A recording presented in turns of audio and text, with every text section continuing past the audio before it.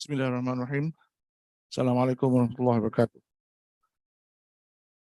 And good afternoon to a friend, a speaker from the LSU, University, Manila, the Philippines. Our brothers in the same archipelago.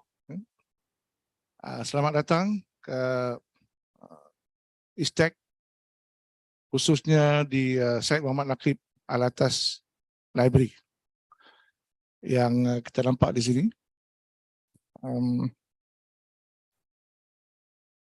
For today, we're going to have the 13th lecture on the Malay Maritime Civilization project. This lecture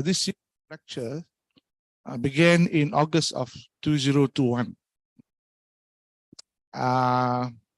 It is supposed to end in December of last year.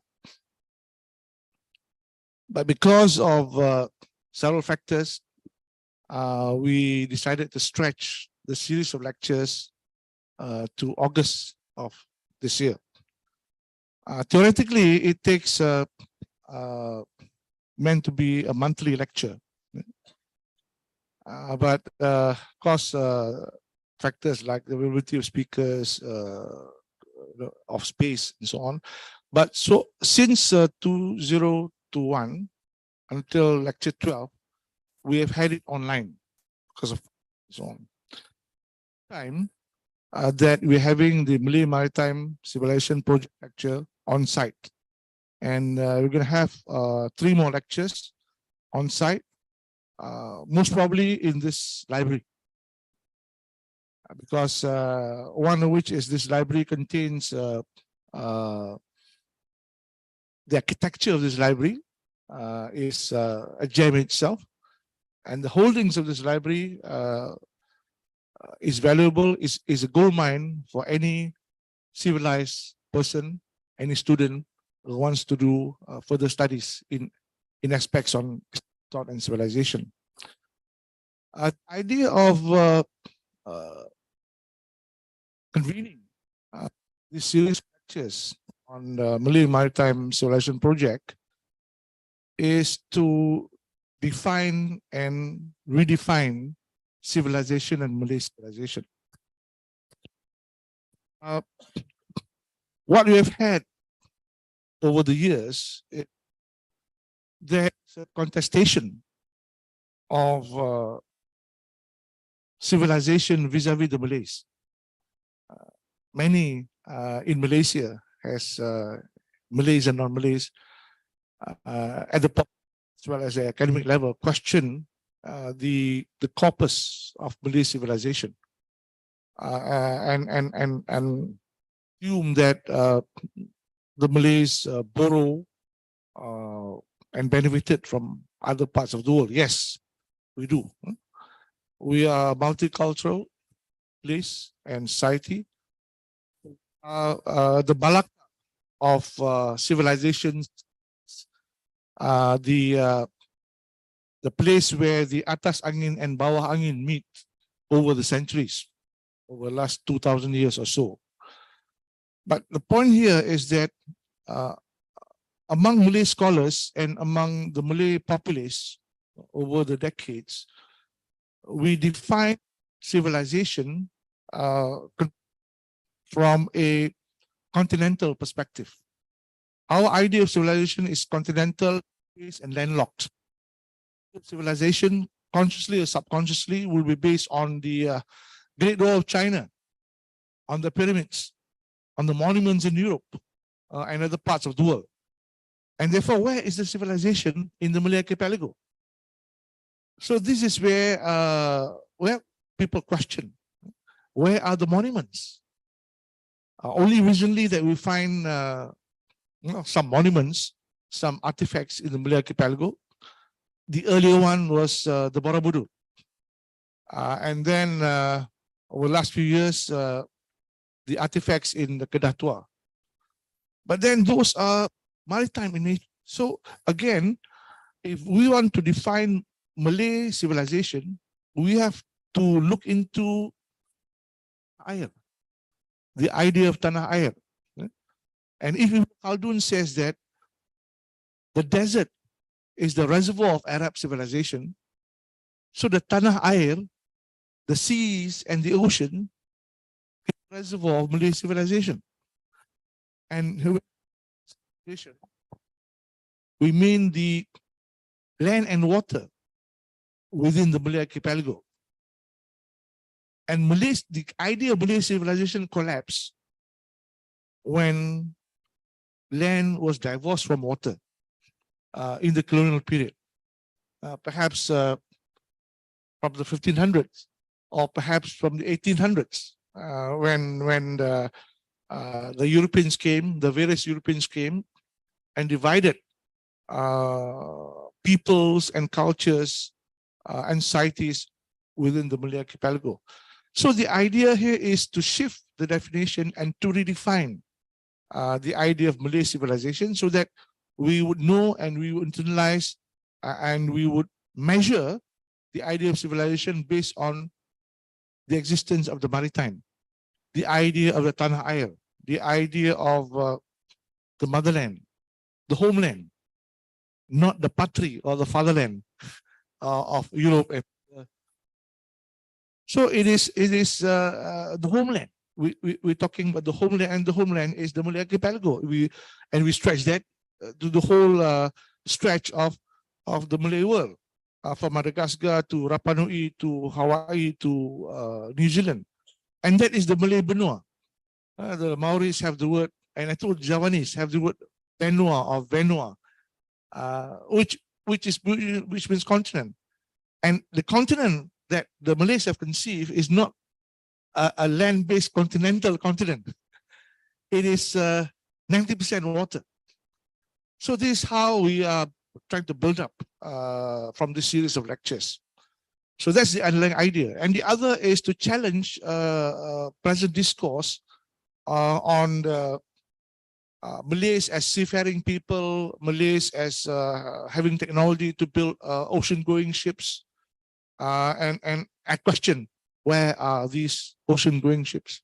Where are these huge ships? We find the Portuguese now in Malacca, but it's Portuguese. But where are these ocean-going ships? And just now I was talking, the discourse also says that the Malays have huge ships sailing from the Malay archipelago to China and to East Africa. Here, the Malays have from this part of the to West Africa and to East and to West Africa. So you need huge, right? But then those huge ships and those activity of sailing, continental sailing or transoceanic sailing, ended at a certain point.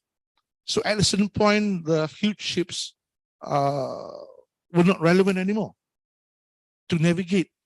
We cannot have big ships to navigate the archipelago. You have the Strait of Malacca, which is not so wide. You have Straits of Sunda and the various straits in the Sulawesi and the Maluku and in the Philippines. So again, you know, these are the questions that I've asked. So with that, today we have invited, in fact, I've invited Dr. Fernando 3 years ago. Dr. Good friend of IRTEC. We collaborate on many fronts. First time I met him was in Manila.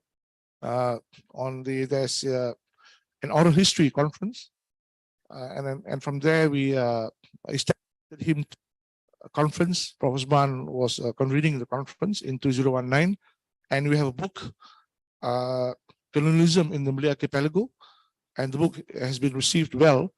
And perhaps that was the first time that we have this book with the theme of colonialism in the Malay Archipelago. So today we will hear Dr.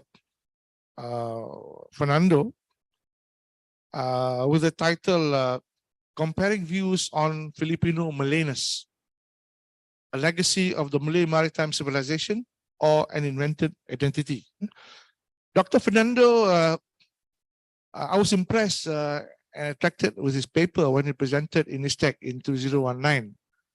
And it's resurrected the sentiment that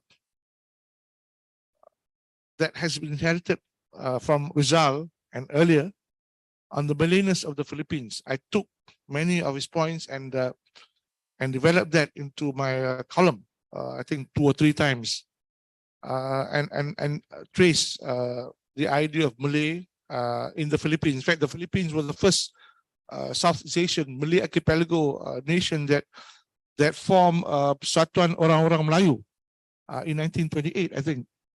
And also that heightened consciousness of Malay and Malayness in the Philippines at that time, 1920s and 30s, seemed to be independent of the consciousness in Malaya and Indonesia. But we thought that that is understudied. There would have been context and influences at that time. Because if you look at Malay kingdoms after the fall of Malacca, okay? After the fall of Malacca, the Malaccans went diasporic. They went to Aceh, they went to Sulawesi, they went to other parts, and they formed kingdoms. We thought that these kingdoms exist independently of one another. Actually, there could be a confederation, and I thought that this was brought up into the modern period, and this could well be creating a network of nationalist sentiments in Indonesia, Malaya, Borneo, and the Philippines in the 1920s and 30s. But the discourse doesn't say so. The discourse and the narrative looks at it separately. So again, I think we need to resurrect this idea of the Filipino as Malay, our brethren. Also, the idea of how Islam came to the Philippines via the Spaniards across the Pacific Ocean. This is another dimension. Anyway, I'll introduce you to Dr. Fernando. He's associate professor of history at De La Salle University, Manila, where he also serves as director of the Southeast Asia Research Center and Hub, the LSU Search. I'm a senior fellow. Thank you. I'm still on as senior fellow. Yeah. It's happy working with him. He's very active. The center has convened many conferences and many seminars, especially during the COVID period. And I think they have come up with a book or perhaps several books on their deliberations. Dr. Santiago is a board member of the Philippine Historical Association, a member of the Social Science Research Ethics Board of the Philippine Social Science Council, and former member of the Advisory Council of the National Historical Commission of the Philippines. This is another important institution, a National Historical Commission. I think Malaysia must learn something and to establish such a body here. Dr. Santiago's research interests include early 20th century landlord-peasant relations, Philippine agrarian reform, Filipino Malay identity, local history, oral history, and biographies. So with that, the floor is yours. Thank you. Thank you, Professor. If I may use. Thank you very much. Good afternoon, ladies and gentlemen. It's a great pleasure to be back in Malaysia. As already mentioned by Professor Murad, the title of my presentation is Comparing Views on Filipino Malayness, a Legacy of the Malay Maritime Civilization, or an Invented Identity, okay, or an Imagined Identity. Before I proceed with my talk, I would like to share some of the literature on Filipino Malayness, should you be interested in the topic. So I'm not the only one doing research on this issue. A very relevant publication is Constructing Asia and the Malay Race, 1887 to 1895, Early Attempts to Transnationalize Pan-Asianism. That is in the book Asian Place, Filipino Nation, A Global Intellectual History of the Philippine Revolution by Nicole Aboitis. Another work is Rizal and Rethinking the Analytics of Malayness in Revisiting Malaya, Uncovering Historical and Political Thoughts in Nusantara by Rommel Kuraming. Rommel has written another work, an earlier work, which is Filipinos as Malay, Historicizing an Identity, in the book Melayu, The Politics of Poetics and Paradoxes of Malayness, published in 2011.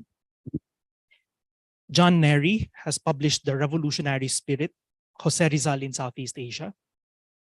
And of course, Dr. Zeus Salazar and his work, The Malayan Connection, Ang Pilipinas sa Dunya Melayu, which was published in 1998, one of the early works on Filipino Malayness.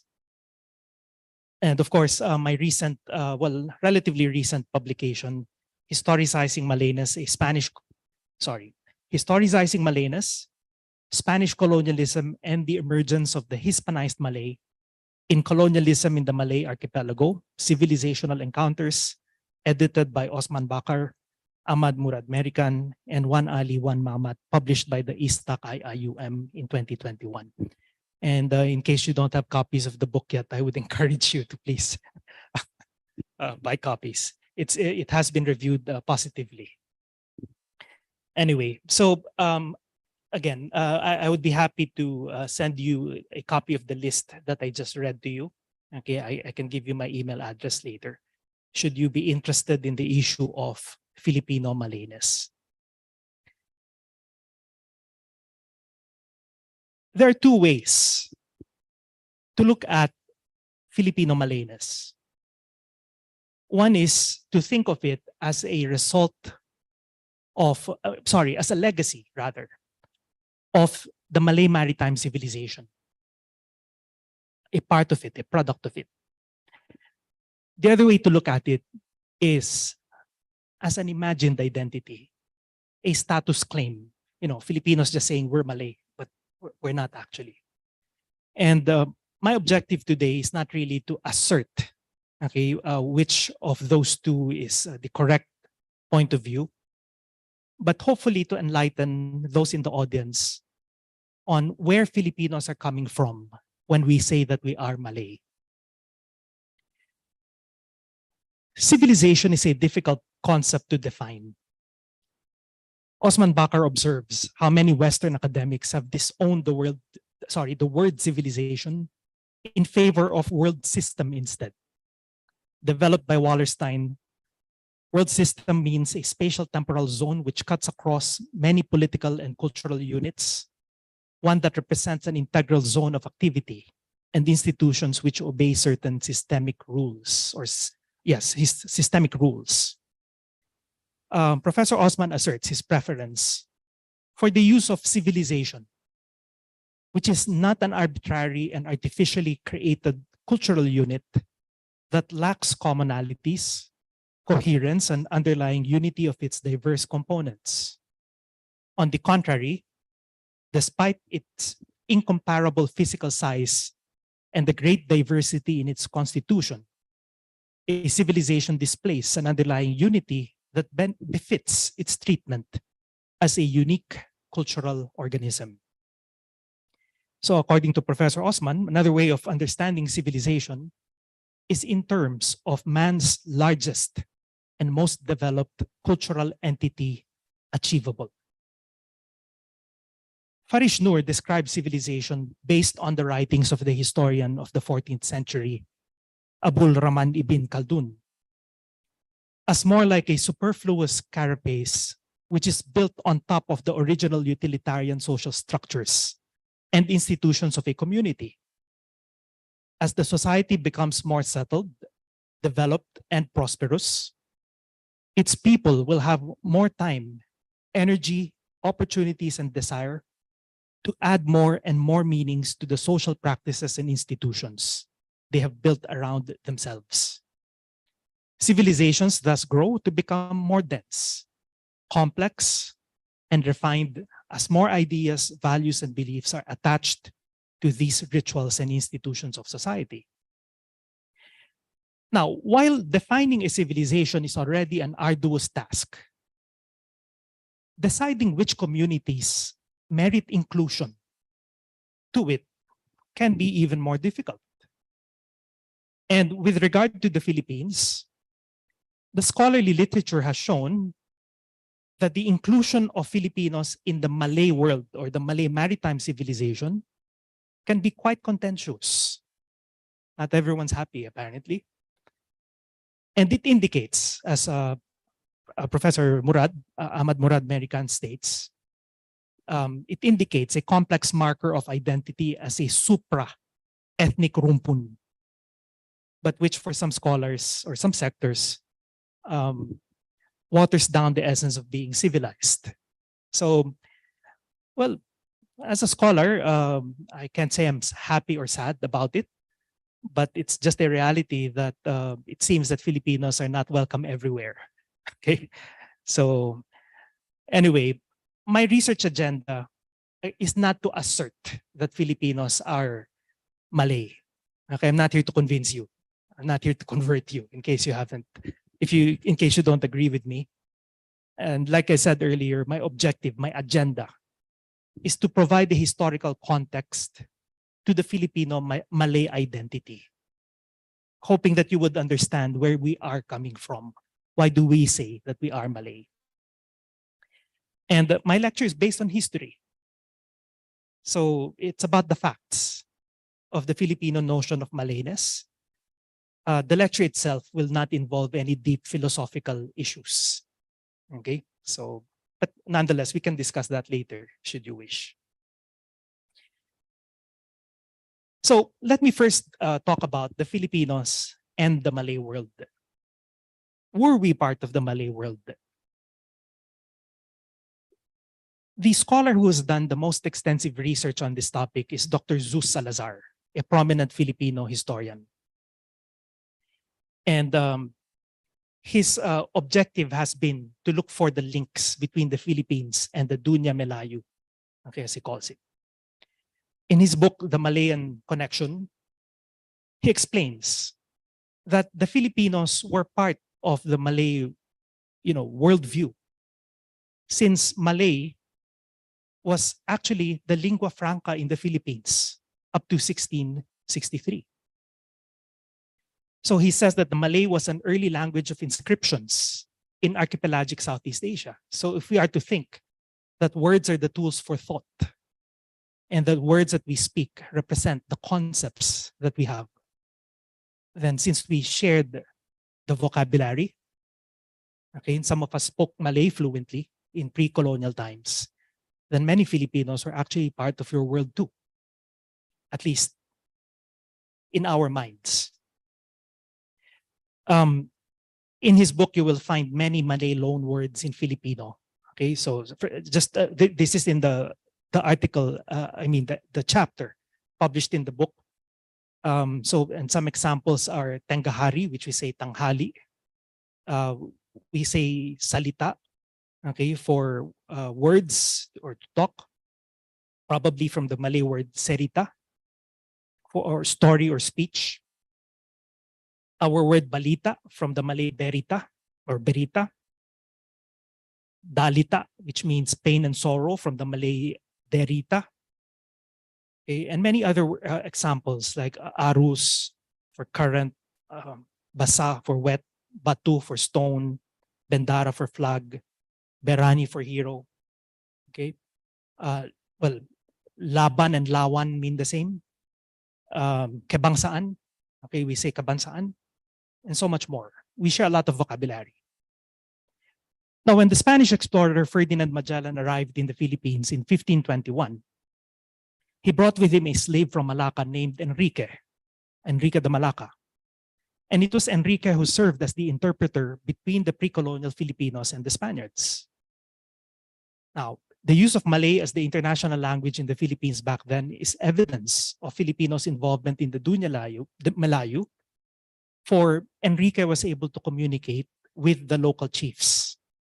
In fact, if you, based on the account of Antonio Pigafetta, the chronicler of the voyage, the Philippines was the first country where Enrique was able to communicate with the locals after crossing the Pacific Ocean, indicating, okay, that it was the other end of the Malay world at the time. So beyond the Philippines, while they were in Guam and the other islands of the Pacific, no one else spoke Malay. And it was, they found the first Malay-speaking people when they arrived in the Visayas in the Philippines. According to Dr. Salazar, in the 16th century, the island of Sulu near Mindanao was already a sultanate in the manner of Malacca and subsequent states in the Malay Peninsula. He also says that also already Muslim, at least as far as the aristocracy was concerned, Manila still ruled by Rajas in the manner of the earlier Duina Melayu. It was the same in Maguindanao and the area around Lake Lanao of the Maranaos, both on the island of Mindanao. So it was a time when rulers carried prestigious Malay Sanskrit titles such as Raja, Batara, and even Tuan. So we also shared the same titles for our leaders. Now, Spanish and other chroniclers had in fact early on regarded the natives of the Philippines as Malay. They called us Malay before we even realized it. They called us Malay, Malayo, or Malayan. Antonio Pigafetta, Magellan's chronicler, described a ceremony establishing friendship between Magellan and the king of Limasawa as a Malay rite. Juan de Plasencia, writing in 1589, referred to the Tagalogs as being classed among the Malay nations. Antonio de Morga, who was writing in the 1590s, described the inhabitants of Manila and surrounding communities as Malayan. Ignacio Alsina, writing in 1668, claimed that there's no doubt that these Visayans are the descendants of the Malayans because of their language. It may be interesting to note that while they were described to be Malay, pre-19th century Filipinos did not call themselves Malay. Okay, like in my case, my ancestors were Tagalogs. So we called ourselves Tagalog, which is the translated simply means native. So I'm a native, I'm a Tagalog. And the other language groups had their respective names for themselves as well. Now, among the 19th century Filipino ilustrados, or the Filipino intelligentsia, it was Pedro Paterno whose writings were driven by a desire to render visible in the world the Philippines as the seat of a distinctive civilization.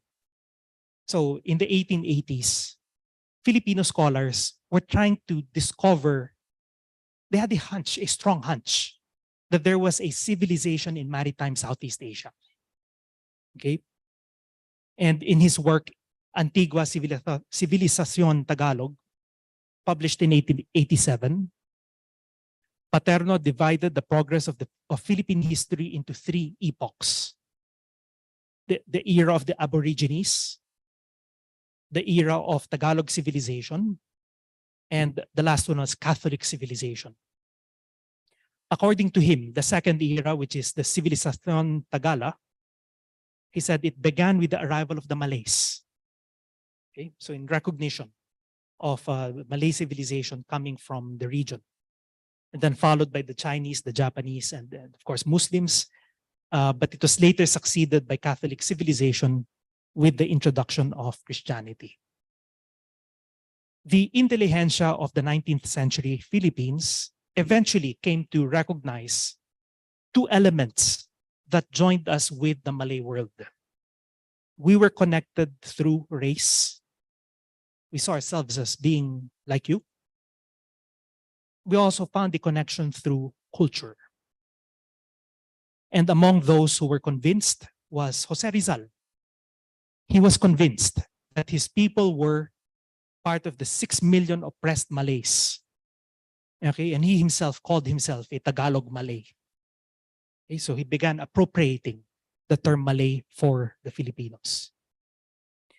This racial identity was also articulated later when Rizal refers to himself and his countrymen as unfortunate Malays of the Philippines. And such thinking spread among Rizal's contemporaries and later found expression in the efforts to define the Filipino national identity. So, like I said, in the 19th century, the Filipino intellectuals' Malay identity was founded on two grounds: race and culture. We saw ourselves as being one with the rest of the region and having shared the culture with you.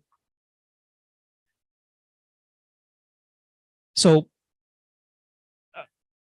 yes, so on one hand, it was rooted in the recognition of shared biological traits, while on the other hand, it was also grounded in the idea of a pre-colonial Malayan way of life that was erased from memory. Now, let me talk about the other explanation on why Filipinos think of themselves as Malay. So on one hand, we see a biological connection. We also see a cultural connection. But on the other hand, it was also a product of how we were conditioned by our school books. So shortly after the Philippine Revolution of 1896, we would fight a war with the United States of America. And unfortunately, our short-lived independence would give way to American colonialism. So it didn't last long. And among the strategies adopted by the United States to pacify the Philippines was to extend kindness to the Filipinos. They wanted to show us that we're friends, we're not enemies. They knew that Filipinos would respond the same way we did to the Spaniards if they behaved like the Spaniards. So America changed its strategy. Instead of coming as an exploiter, the Americans projected themselves as friends who were ready to give gifts. And among the gifts that America extended was the public school system, public education. Now, in the public schools, Filipinos were taught their history. And in the history books, the first or among the first topics to be discussed was always the origin of the Filipinos. Prior to colonialism, in 1885, a French scholar by the name of Joseph Montano published a report to the Minister of Public Education of France on his scientific mission to the Philippines and Malaysia. And in his study, he describes Filipinos as descended from three ancestors, three ancestral races. In sequence, he defines them as Negritos, Indonesians, and Malays.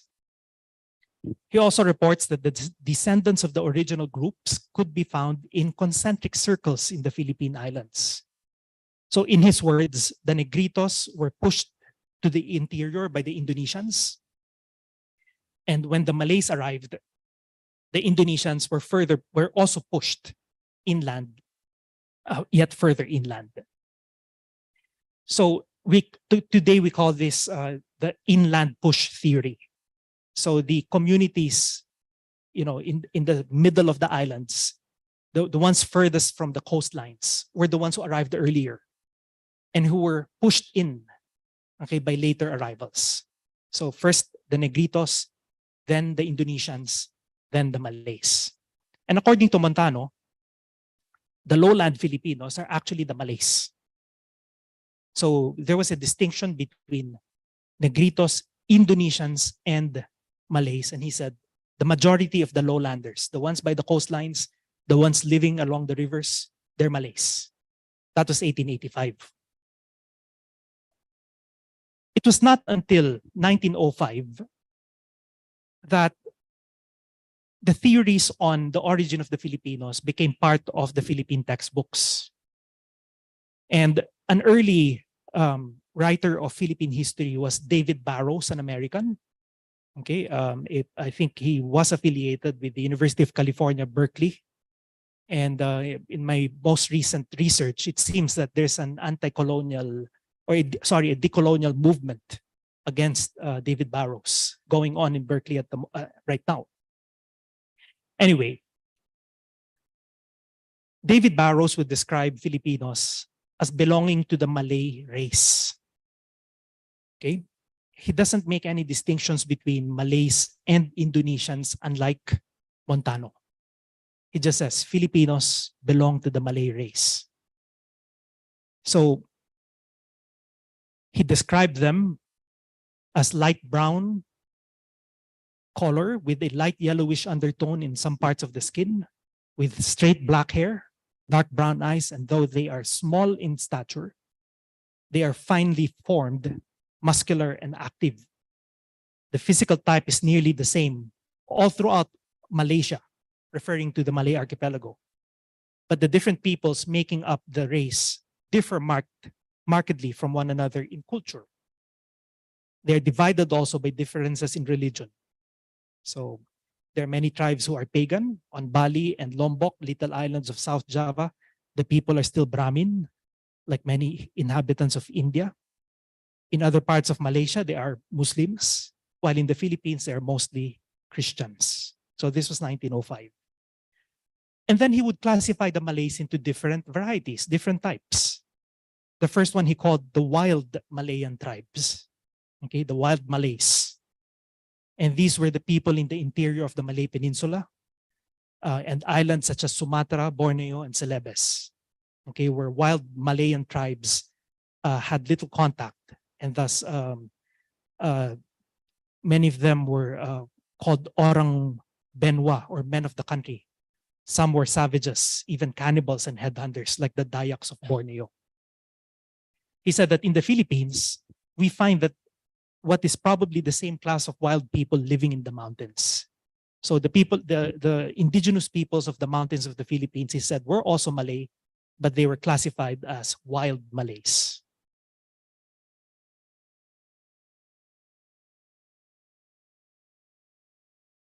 So let me just skip some parts. The next group he called the civilized Malayan peoples.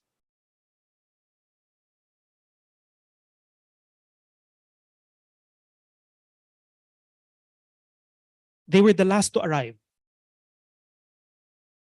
And they had a far more developed culture and a higher order of intelligence. They rapidly mastered the low country and coasts of the islands, driving into the interior the earlier comers and the aboriginal Negritos.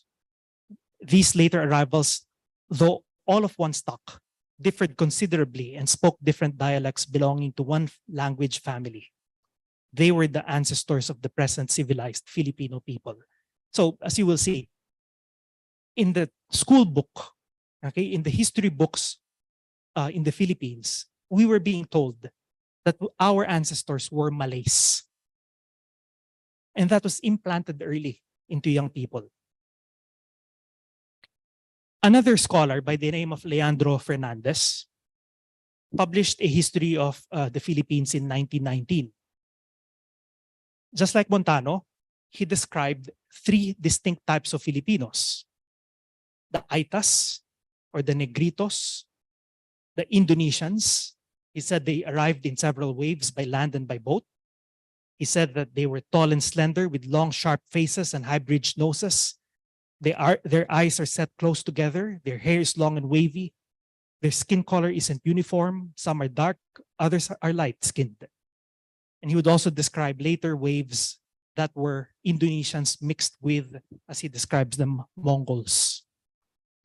The last to arrive were the Malays again. And according to Leandro Fernandez, most of the people who are found today in the valleys and the plains are Malays.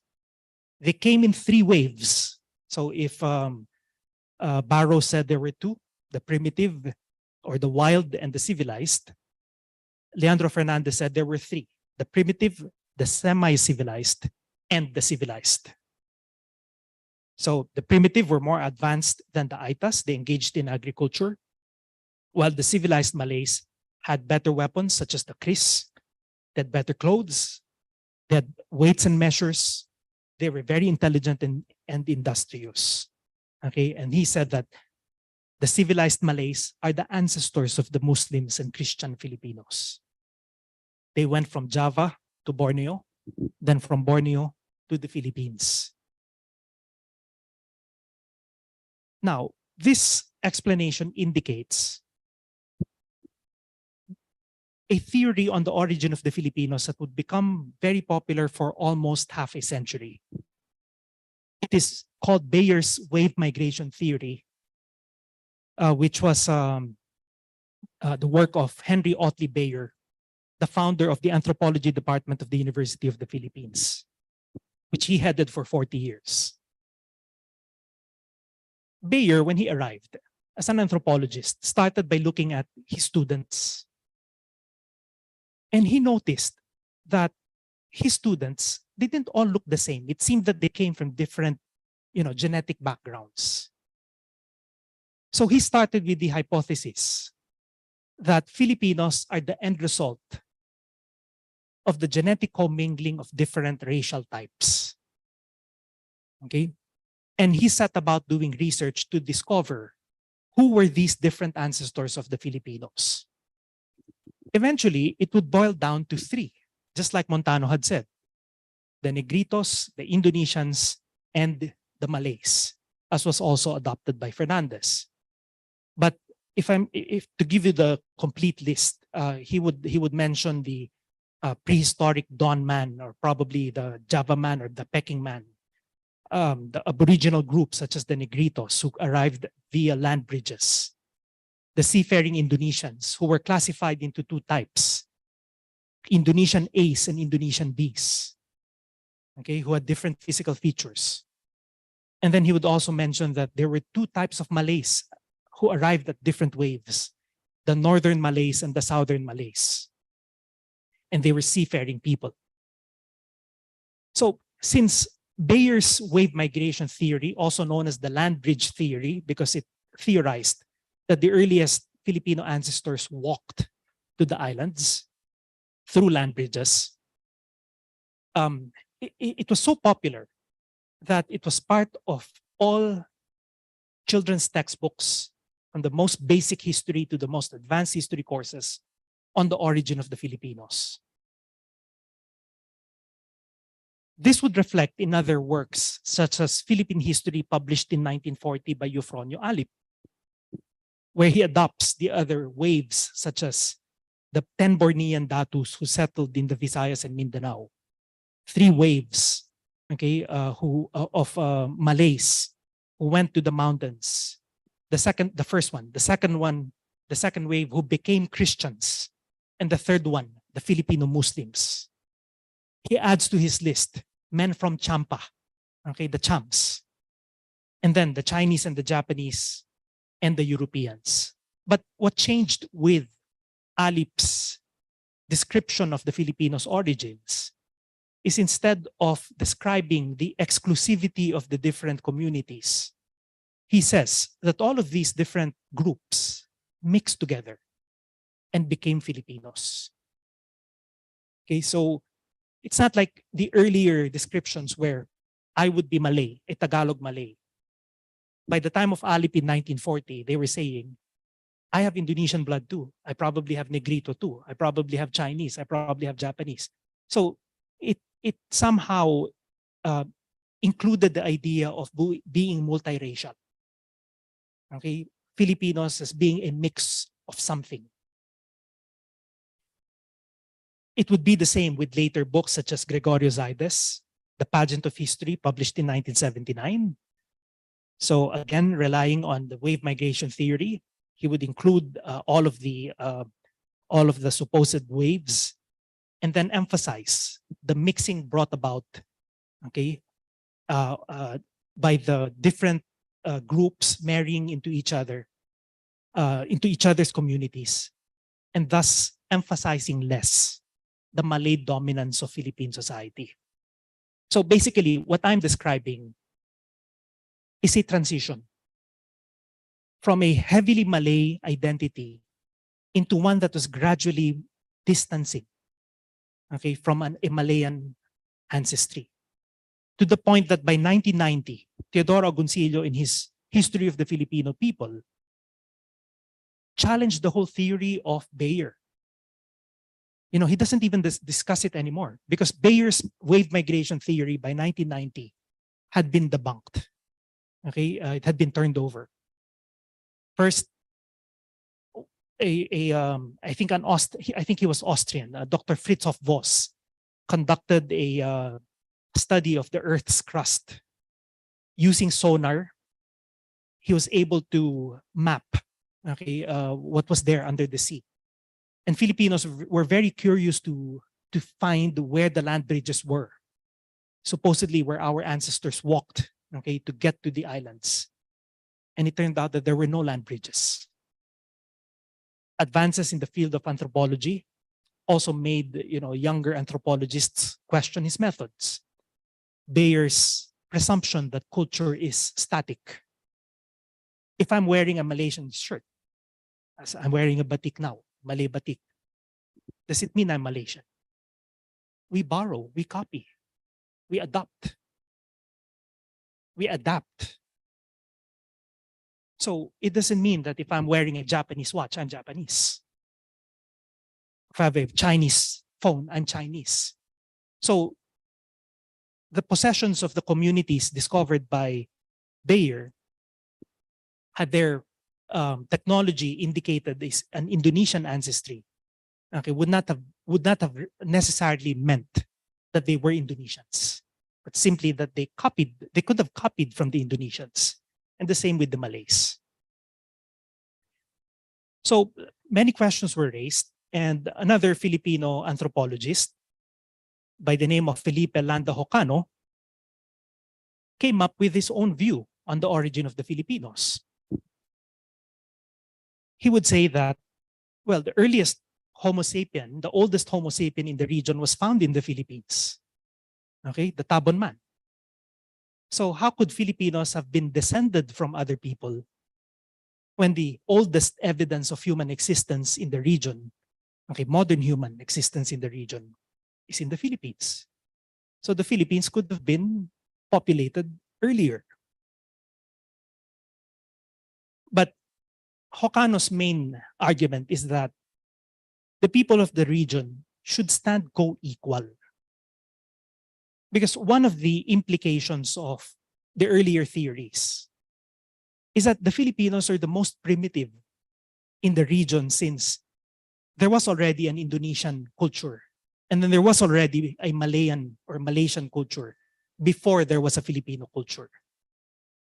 It's like the Philippines has become the soup, all the extras, all the excess were just dumped into one place.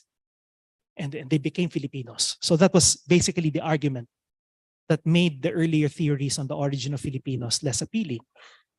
So again, the people of the region are co-equal as ethnic groups without anyone being dominant racially or culturally. He nonetheless recognized the existence of a base culture. We share a lot of things. The most basic of our culture, the maritime culture. Even when we dry fish, the way we build our houses, the types of boats that we have.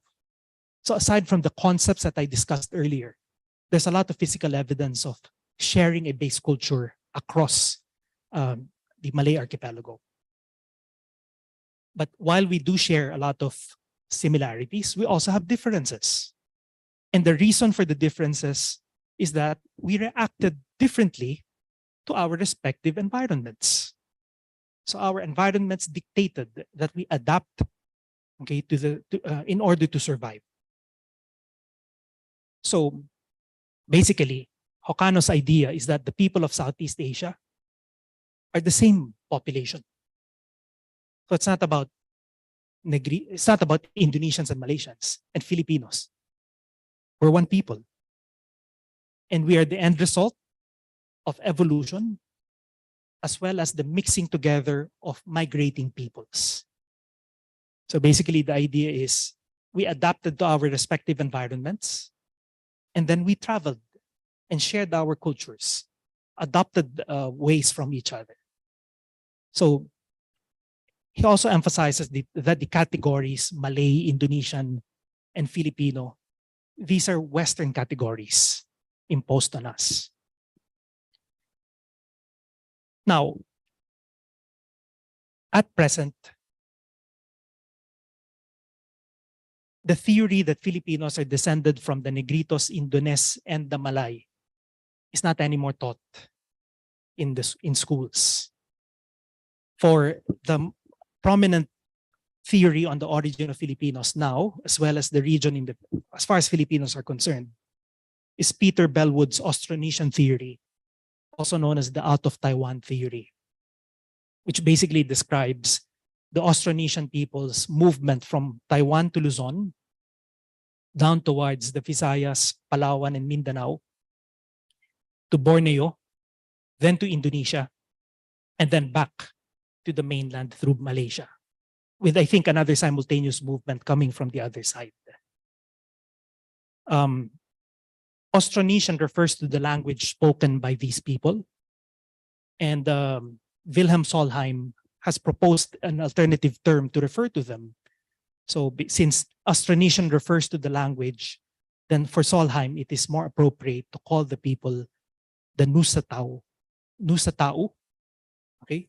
Or, and the modern version is the Nusantao, or the Southern man. Okay, that is his proposal. So basically, like I said, my intention was solely to provide a context to why Filipinos thought of themselves as Malay, okay? And why the current generation is not as exposed as my generation because of these new theories on the origin of Filipinos. But nonetheless, while it may, there is less emphasis on ethnic differences and racial and cultural dominance, Filipinos still see themselves as belonging to the region, okay, and being one in spirit with the rest of the region as well. So I think that is where I will end my presentation, and I'll be happy to answer your questions. Thank you very much.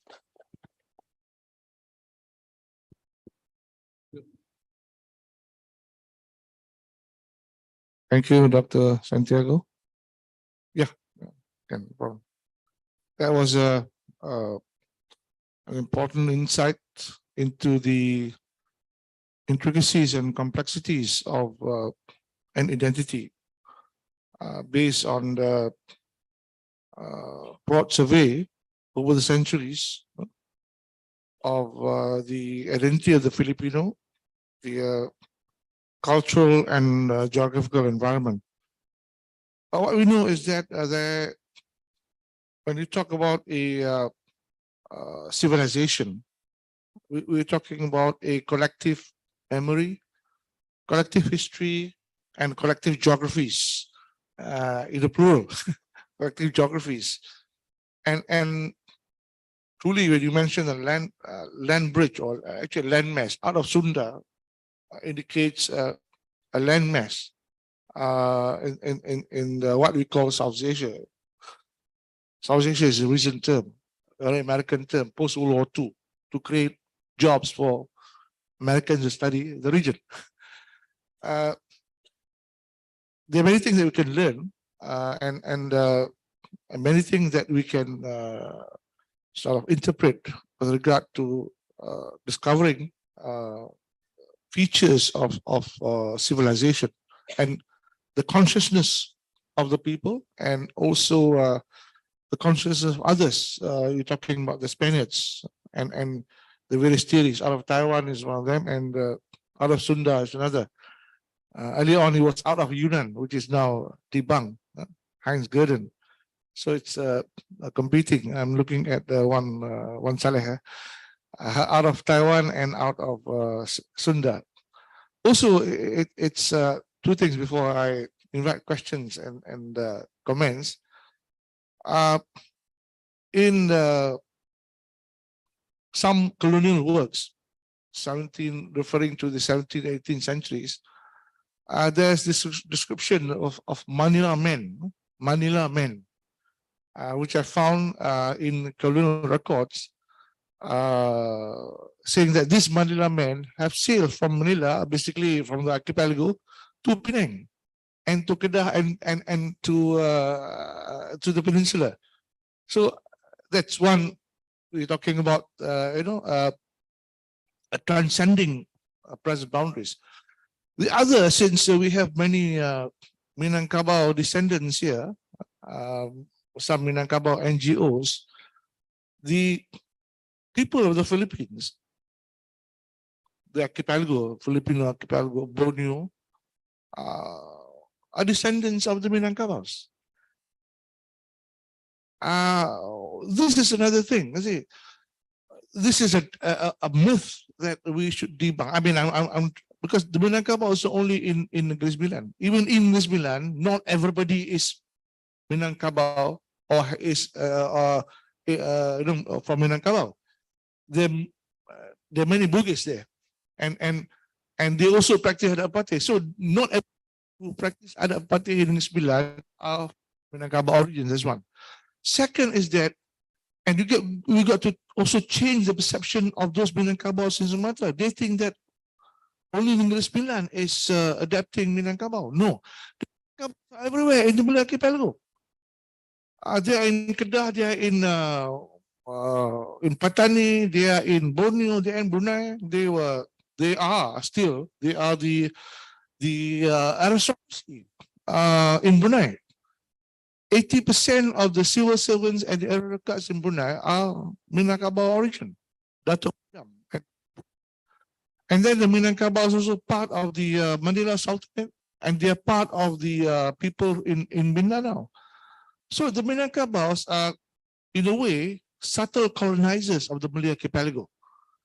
They are very stealthy existence. But this is another phenomenon that we need to recognize, and we need to debunk that only Minangkabau is in Negeri Sembilan. So stop that. I invite questions and comments on Dr. Santiago. Yeah. Anybody? Yeah. This is Professor Dr. Mehmet Oze from Turkey.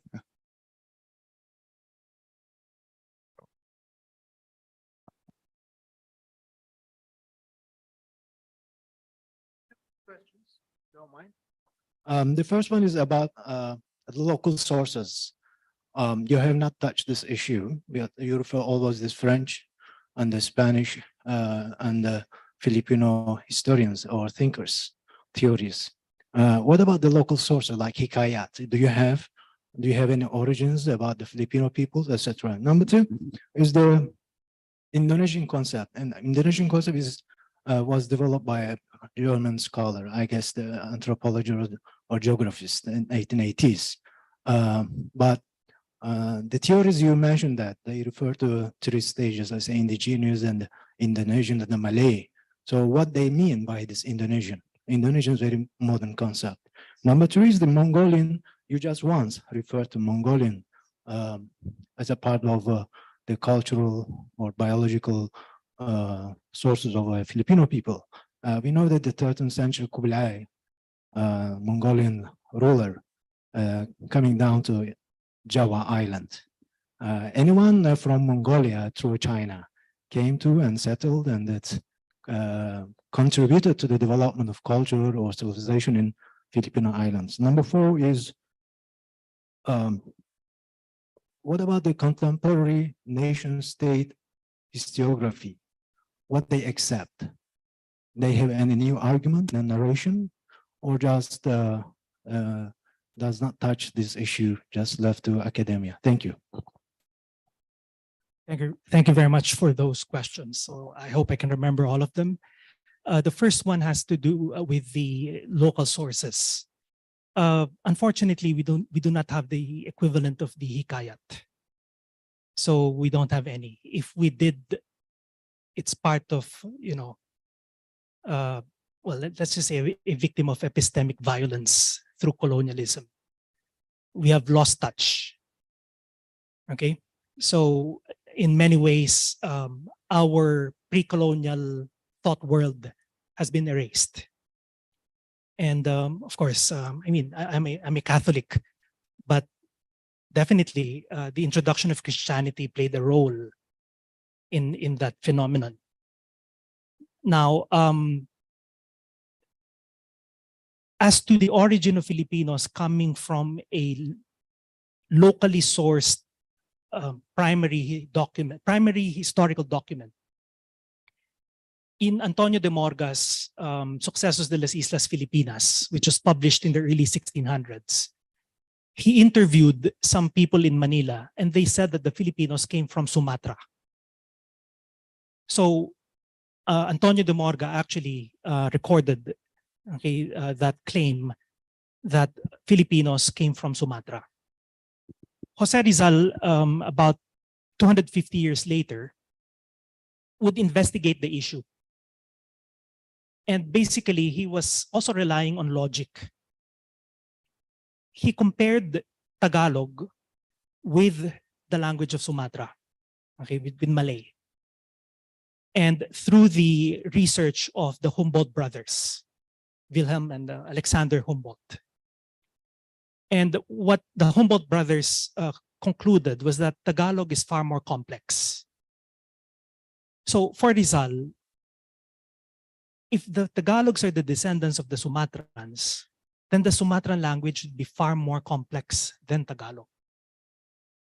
That was his logic. Okay, so Rizal was not convinced. Unfortunately, Rizal was pursuing the matter. He was learning Malay the year before he died, the year before he was executed. That was his preoccupation while he was in Mindanao on exile.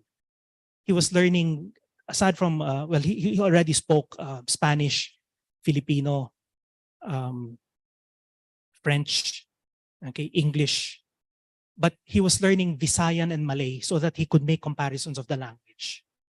Unfortunately, he didn't really move forward much because of his involvement in politics. Aside from that, there's no other local source. Okay, we have folklore and legends. We have this popular tale on the 10 Bornean Datus who arrived in the Philippines and claimed some islands. They were the ones who brought Malay civilization, but unfortunately, the origin of the account is oral tradition, and by historian standards, they're not acceptable. There are a lot of inconsistencies. But it is claimed that Datu Puti, was the one who colonized. Okay. Yes. Yes. Well, in our case, there were 10 of them. There were 10 of them, and they eventually went all around the archipelago and colonized different areas. So that we have oral tradition, but very few, no historical records at all.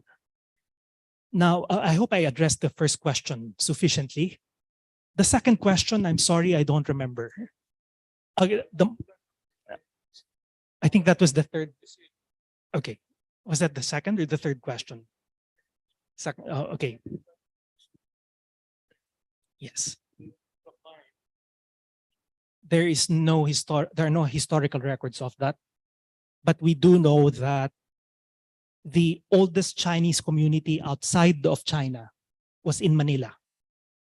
It's in the Chinese records that there was a large Chinese community around 950 AD, in the area of Manila, which today is Binondo, which is still our Chinatown. And that's why we call it the oldest Chinatown in the world.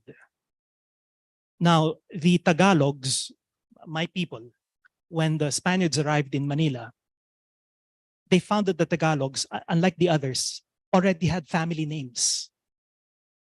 Because in our region, family names, and it's not a common thing. But when they went to Manila, they found that the locals had family names, and apparently the Tagalogs adopted the practice from the Chinese. So there's there's a strong Chinese influence. So the Mongol connection was not through the Mongols themselves, but the usage of the term Mongol earlier was it's an archaic term to refer to the Chinese, Japanese, and Korean types of Asians. So have I addressed the question sufficiently? And of course, Manila was not the only place where there were Chinese. There were also Chinese in other parts of the archipelago, including Iloilo and the Visayas, which had a large Chinese population. One thing that I should perhaps mention is that the Chinese were bringing in their commodities to Manila. And the men from Manila were the ones who were selling them across the region. That's why the Manila men were actually, most of them were selling Chinese commodities. When the Spaniards first arrived, when the Spaniards returned, so Magellan arrived, Magalesh, okay, he arrived in 1521. But the Philippines was not colonized until 1565.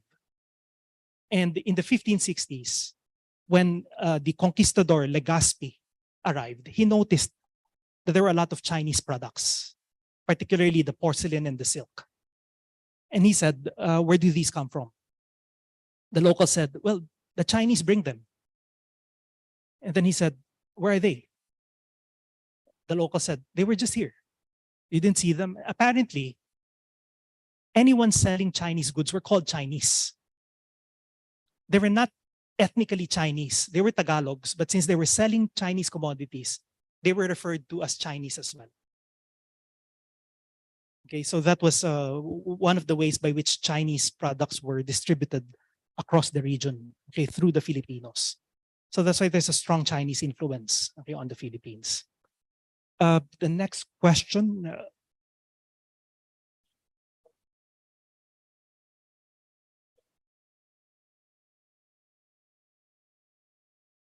Sorry.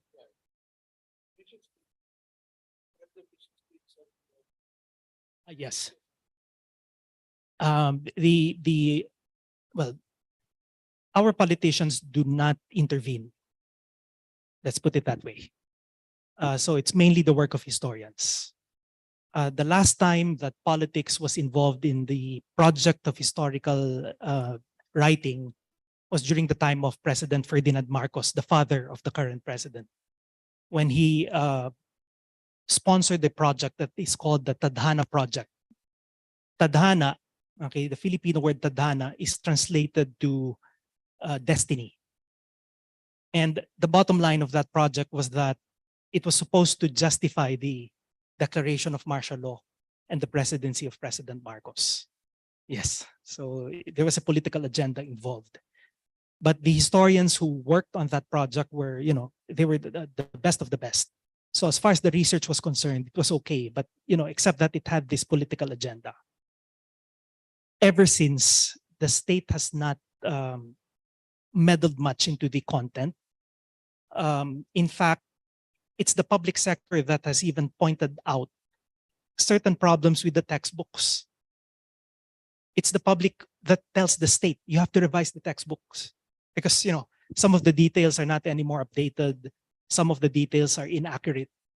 And the state listens to, well, the public as well as the historians.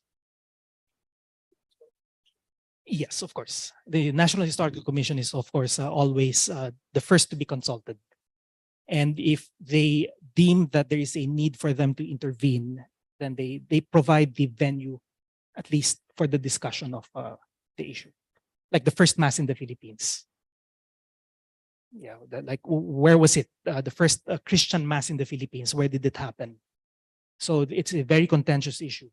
And the National Historical Commission eventually intervened and helped, well, at least determine the correct location.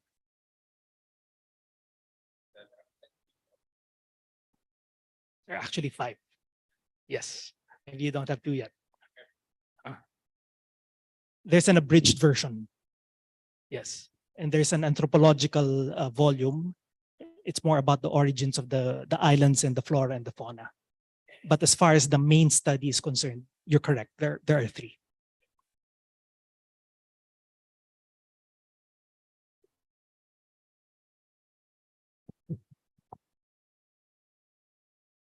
Terima kasih. Bismillahirrahmanirrahim. Assalamualaikum warahmatullahi wabarakatuh. I'm not an academic. I'm not even a historian. I'm just an enthusiast, a businessman who believes that a country or a person who neglects his history has no future. That's why I'm devoting all the profits which Allah subhanahu wa ta'ala has given me to the furtherance of the study of history. Okay. Yesterday, Fernie and I signed a document where I will establish a professorial chair named after my mother, Miriam Yusuf, and also the mother of my secretary in the Philippines, Carmelita Bardalosa, for the professorial chair to study inter-country historical developments.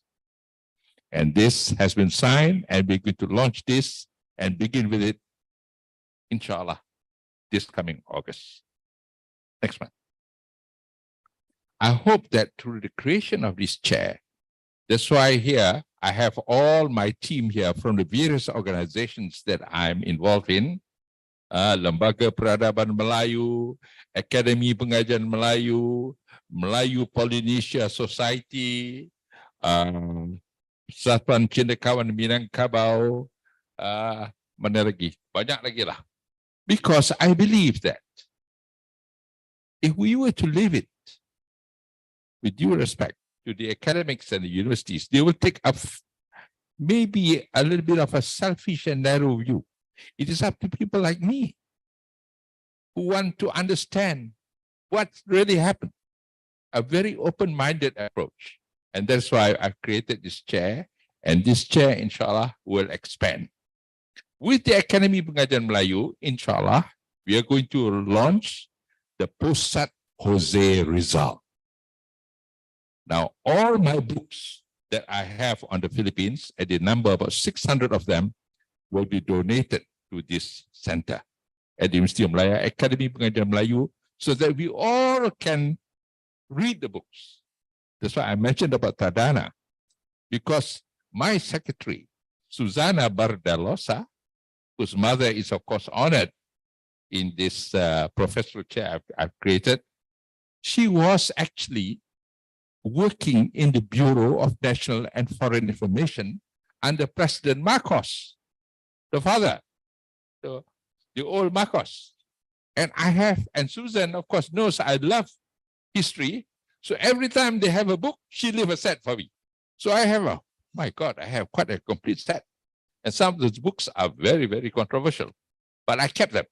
So now, if you want to know all these books that has been mentioned, Tadana, Volume 1, Volume 2, and Volume 3, you go to the Pusat Jose Rizal, which will be launched very short. Dengan Universiti Malaya.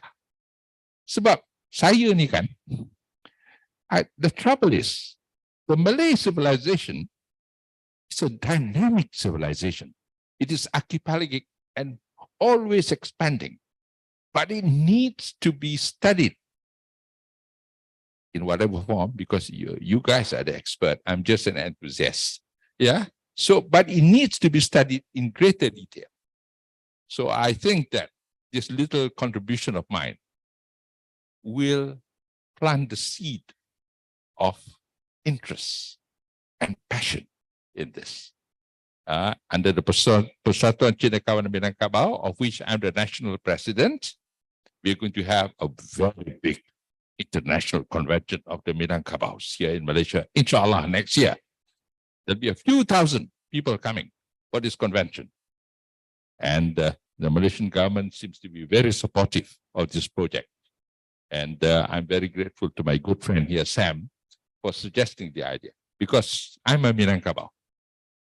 And I think that it's time that I share this with all the peoples of Nusantara. My company is, by the way, is called Nusantara Technologies. I have a mission in life to tell the world Nusantara is not just a historical name. It is dynamic. It is growing. I'm also the president of Lembaga Peradaban Melayu, which is another dynamic organization. Persatuan Melayu Polynesia. Syed, we're going to establish a university soon, a Melayu Polynesian University here in Malaysia and in New Zealand. And I just met Helen Keller, the former Prime Minister of New Zealand, about 2 months ago. And she said, Gus, you do this, give me the paper, I will support it. And I will tell the New Zealand government to go ahead with it. You see? Because I'm a businessman. I've got no political motives, no academic motives. No, I'm just an enthusiast. That's all there is to it. And of course, This is something which you do not know yet. I'm a Manchester United supporter. Sir Alex Ferguson is a good friend of mine, and he loves history. I told him, Sir Alex, if I were to start this, will you support it? Why not? I think it's a very good idea. No soccer club has supported a regional historical association. And mind you, Manchester United is a very rich club. So plus other clubs that I'm also familiar with, Liverpool, Aston Villa, and all that. So you see, history becomes not a narrow subject. It becomes a very broad subject. It needs a different kind of thinking. Tak boleh fikir, mana lagi tahu sejarah, itu tak betul. Tak betul. I think everybody must play his or her part. Let the academics write the books and do the thinking. We supply the energy. Itu saja. So Alhamdulillah, I'm so happy that you have this. You have my full support, sir. You don't have to worry. From Manchester United sampai ke mana-mana ke, you have my full support. My full support in what you're doing. Because I'm a man who has an open mind. This one, because I believe that if you neglect your history, you have no future. It's very important. Okay? Thank you very much. Thank you. Thank you, Dr. Ghazali.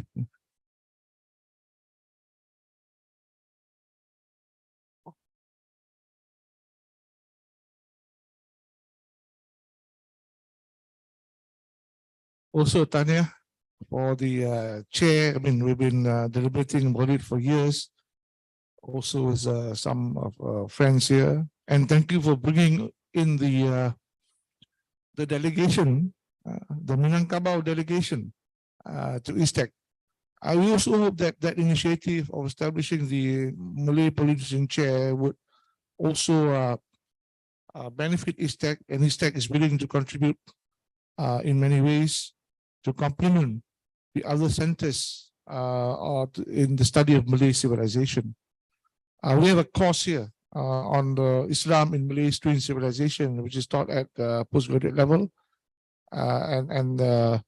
So we are part of the network, although a very small part of ISTEC.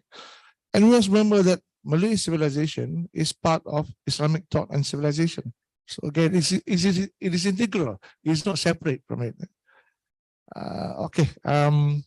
Yeah.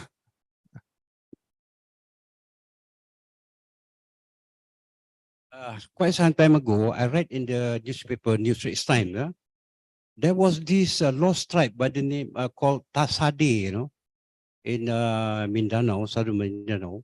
So they found them by accident, by chance, in fact. When the helicopter came down, they stood and started praying to the helicopter, thinking that is their God. So can you tell us a little bit about this Tasade? Are they Negritos, Indonesian, or Malays? Tasade, T-A-S-A-D-A-Y. Yes, sir. Unfortunately, it's a very controversial issue because it was later proven that they were not an authentic lost tribe as they were initially presented. So again, it's one of the controversial aspects of the Marcos administration. It definitely attracted a lot of international attention, but in the end, it was proven to be a hoax. Yes, sir. I mean, not completely a hoax, but a lot of it, the way it was packaged was what made it different from what it seemed, or made it seem different from what it was, rather. But it is true. There was such an incident. There was such an event. Yeah. Ah, yeah. Yeah.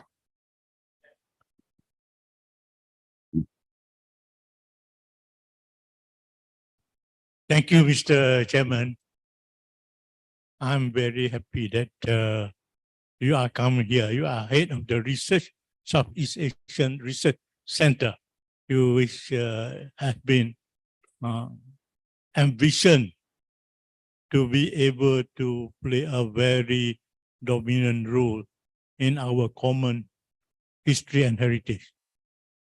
But the last few years, I've been reading in Google and some other articles that President Duterte is very interested to change the name of Philippines to Maharlika. And based on those information, Maharlika is the ancient kingdom headed by Jawadeva that span across right to Tahiti, Hawaii, Easter Island. So what do you think? If you can give your own opinion and comment. Thank you. Okay, thank you for the question. It was not the first time that Maharlika was proposed as an alternative name to the Philippines, because the same was proposed in the time of Ferdinand Marcos. And nor was it the first, nor was Maharlika, as proposed by Marcos, the first time that a change of name was also proposed. For earlier, changing the name of the islands to the, in honor of Jose Rizal, was considered the Rizaline Islands or the Rizalian Islands. And for the main reason that the Philippines, the name of the country is derived from the name of the King of Spain, Felipe, the king when we were conquered, and thus remains as a constant reminder of our having been colonized. So there are certain sectors who would prefer a change of name into one that is indigenous, one that is local, okay, as an expression of our independence. But such a change of name, or the various proposals for a change of name have never prospered, given the more practical side of it, or the more impractical side of it. For changing the name of a country implies that you will change all the documents will have to be reprinted with the new emblem, the new name, signs, the currency. So it would just be too costly. And that's part of the reason why it has never been, well, of course, it was seriously discussed, but whether it would have been seriously taken as a possibility, it has never really prospered. Now, the word Maharlika, as far as the historical documents are concerned, does not refer to an ancient kingdom. Okay, it refers to a status, a social status, and that is it refers to the freemen. So we had the rulers, the class of the datus, we had the freemen, the Maharlikas, and then we had the slaves who were the alipin. So the word Maharlika would have been a nice name for the country, as a signifier of a country of free men.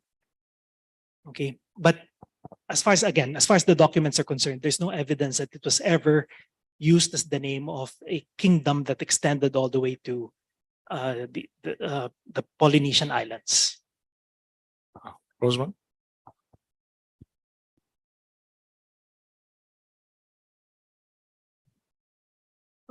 Prof, I would like to ask, has there been serious studies, important studies on the origin of the Tagalog language, or studies on the structural relationship between Tagalog and the Malay language? Because if we can answer the question of the common roots, the common origins of Tagalog and Bahasa Melayu, then we have made a good progress in terms of our historical origin, the identity.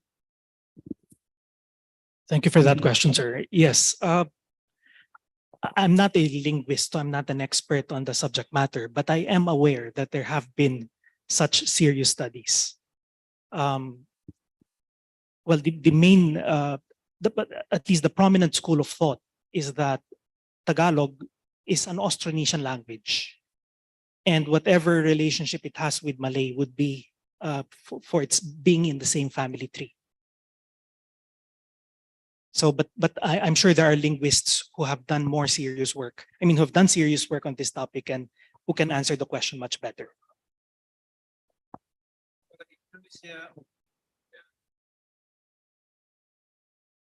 Yeah. I have not seen, but I do not ask a question. Is there a dictionary, Malay Tagalog?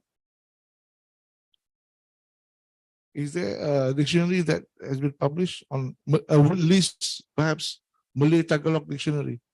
Malay Tagalog, I'm not aware of any, but I am aware of studies that have been conducted comparing Tagalog and Malay.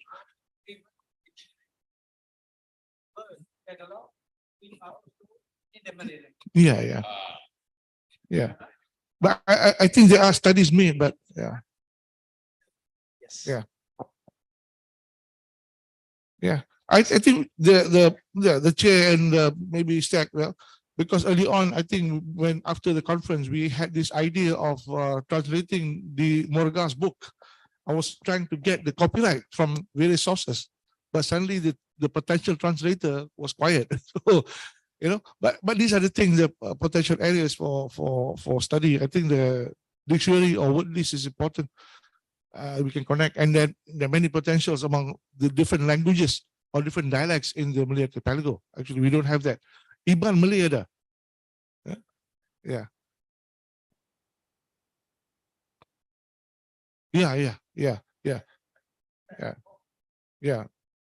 Meaning there are potential for projects for other encyclopedias in the Malay archipelago. Yeah. Right. I have one question. I think this is the last question from somebody online. This is the question. I just read out. There's a town in Pulau Pinang, Penang, named Bayan Lepas. Bayan Lepas. Bayan, as I was told, I mean, he wrote here, is a Philippine Brunei word which means departure. Departure. He wants to know if there is a connection between Brunei, the Brunei Kingdom, and the Philippines, based on that commonality. Yeah. Well, Yeah. Sure.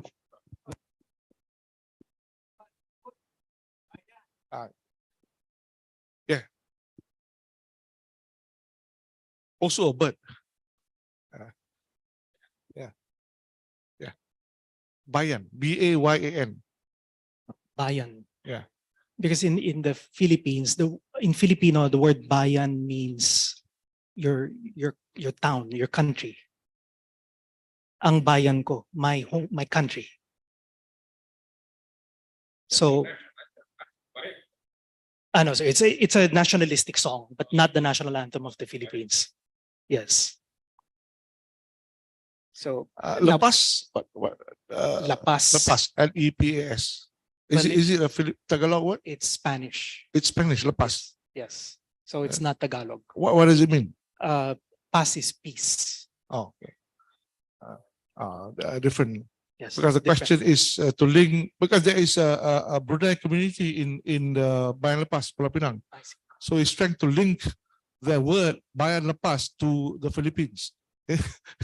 Yeah, but this is another story. I mean, Of course, there's always a possibility of a connection. We just need to find out more Yeah. details on. because on which- the one of the Brunei sons of the Sultan of Brunei settled in Penang and came to Penang, and he settled in Yes. Penang. I see. So he has I don't know, 3 families there, and the Sultan of Brunei, the father of the present Sultan, he used to come to Penang, and to to see his family in Kampung Makam and Georgetown, Tanjung. Yeah, my father used to tell me the story. I mean, he knows the story. Yeah. So all right. As far as the link between the Philippines and Brunei, there were strong links yeah, exactly, prior to colonialism. exactly. There were intermarriages between the families of the rulers of Brunei and the rulers of Sulu. And we know that Manila was actually it was an outpost of the Brunei Sultanate. Yeah, true. And for which reason, when the Spaniards arrived in Manila, they thought that the locals were already Muslims because we had begun behaving like Muslims. It was not until shortly after that they realized that we had not converted fully yet. But what they found were sorry, was quite a large Bornean community, and missionaries from Brunei were also being sent to the Tagalog region to spread Islam. Yeah. So Yeah. that linkage was quite strong at the time of colonialism. Yes. The Manila Sultanate was part of the Brunei Sultanate. And Brunei then was half of Borneo. And it spans through the southern Philippines and up to Luzon. That was Brunei, actually. So there was this transcendent geography and history at that time, 1700, and earlier. Yeah. So again, yeah. Although the Sultanate of Sulu was never under the Sultan of Brunei. Yeah, the Suluks are different. Yeah, they always behaved as either friends or Exactly. competitors. And they were missionaries. Yes. They also came to Kedah. We have a Suluk village in Sepangpai in the 1700s. Actually, the Sulu is a geographical, is the islands, the archipelago. The Suluk are the people. I also learned from you. I mean, I was asking for information about the Suluk and the Tasawuk. The thing is that the Suluks are indigenous to Sabah, but they have no narrative. I couldn't find. I mean, when I was asking you, I was asking a few people, I couldn't find the Suluk narrative in Sabah, but the Suluk is categorized as an indigenous people in the state ordinance. But strangely, there's no narrative. So this is another another strange phenomenon. So I think we'll end. Yeah, one last one.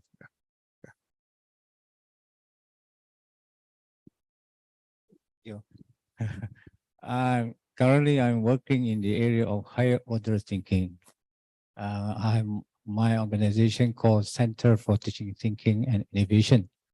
And I have a team of scholars, two professors together with me working in this area.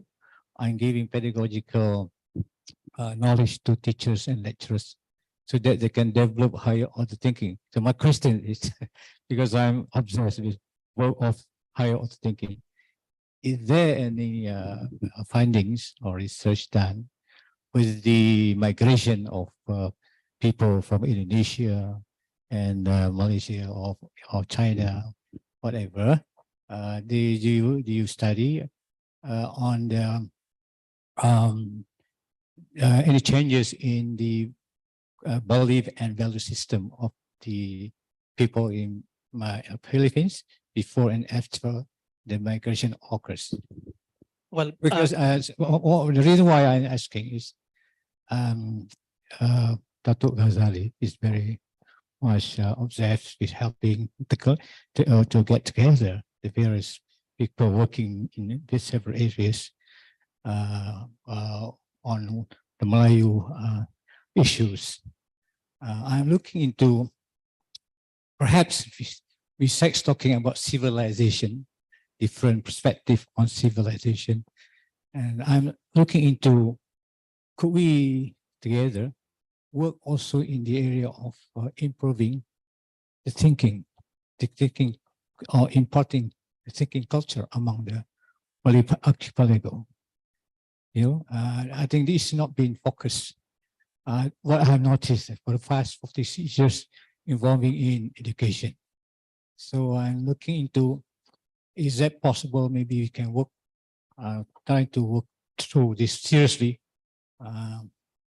on the developing the culture among the Malay areas, region, so that we can move forward into more into advancing technology and whatever it is.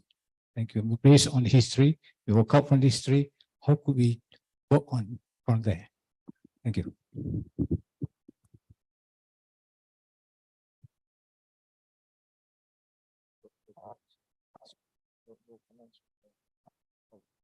Well, the topic just mentioned is not my area of expertise, but I am aware that there are fellow scholars in the Philippines doing work on that issue.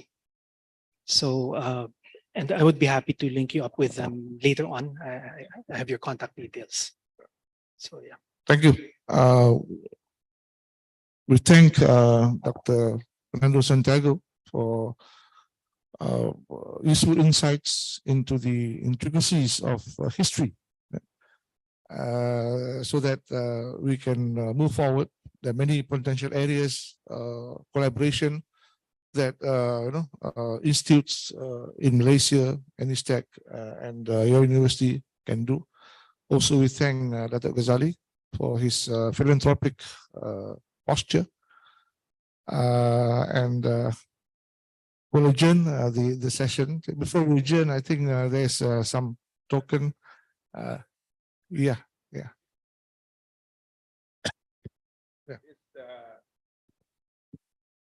Is Prof. Dr. Moha, his wife, father, is buried in the Heroes Cemetery in Manila. You tahu siapa dia? Ayah dia ni? Asilano, right? Asilano. That's his, huh? Kira great grandfather. So, we have here prominent lineages present. That's why I'm so passionate that Southeast Asia, ASEAN, and the Malays and the Muslims, we must get our act together. Jangan begitu lepas saja. Jangan. We have the capacity, we have the history and the qualities. So my message is, let's get on with it and let's get our act together. And this is what ASEAN must do. And this is what I'm singing all the time about this ASEAN punya Nusantara punya energy. We must release it. And there's one continent we must never forget, Africa. This is something, because I'm involved with Africa, because a few of the African universities said they have invited me to meet up with them. And it's the same passion I'm doing for ASEAN. I'm going to put it into Africa, because we must now get our two continents together. I'm sorry I interrupted, but I'm an enthusiastic man, I although I'm 78 years old, but now I feel 28. Yeah. Thank you, Dev. Exchange of gifts. Yeah. This is